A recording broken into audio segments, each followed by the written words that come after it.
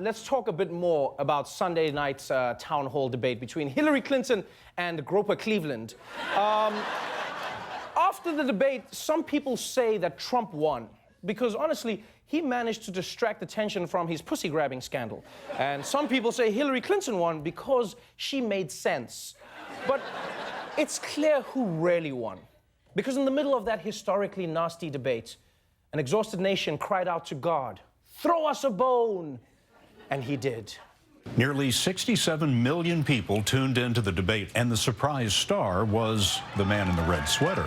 What steps will your energy policy take to meet our energy needs? The internet has determined a clear winner, Mr. Ken Bone. A man in a red sweater stole the spotlight. Ken Bone, you're so charming. The legend of Ken Bone. Boneheads. We all love Ken Bone. I'm looking for him on Twitter because I want to follow him. T-shirts are now being sold with the caption, "Welcome to the Bone Zone."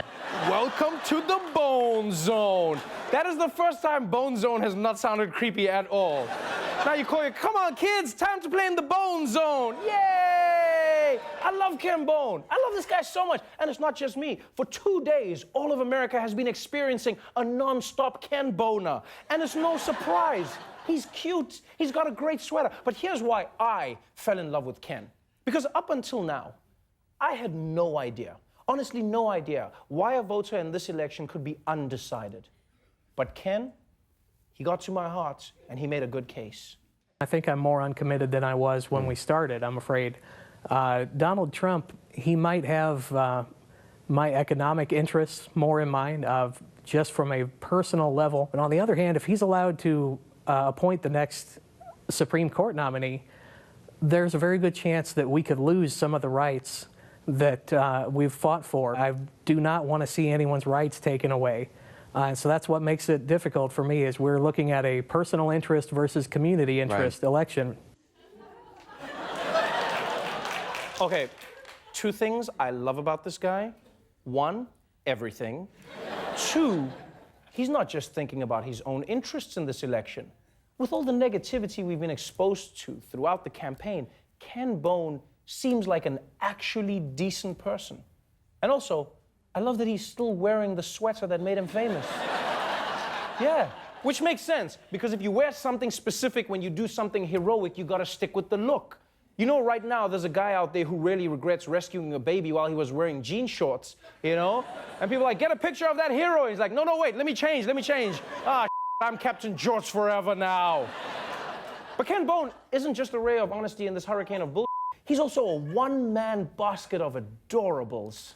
I went from last night having 7 Twitter followers, 2 of which were my grandmother because she had to remake her account when she forgot her password, to now I have several hundred.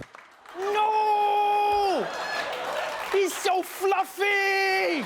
Ah! Ah! His grandmother follows him twice on Twitter. This guy is so naturally appealing. You know right now Hillary's campaign is just analyzing everything about him. She's gonna show up at the 3rd debate in a red sweater and a fake mustache. What are you talking about? I've always looked like this. And here's the most American part of this story for me. Since the debate, Ken Bone was, and this is true, he was even offered a porn contract. Yes. Because porn producers, they know what's up. They're on the phone with me like, "Listen, Ken, either we pay you or we hire a lookalike. Either way, the Bone porn train is leaving the station. Then it's gonna go back in the station, then back out of the station, then back in the station." Yeah, that's right, like a penis, you get it. Yeah, you get it. Hey there, thanks for watching. If you like that video, click below to subscribe, or click here to delete the internet. Yes. You found the button. Please be careful. Delete the entire internet right here.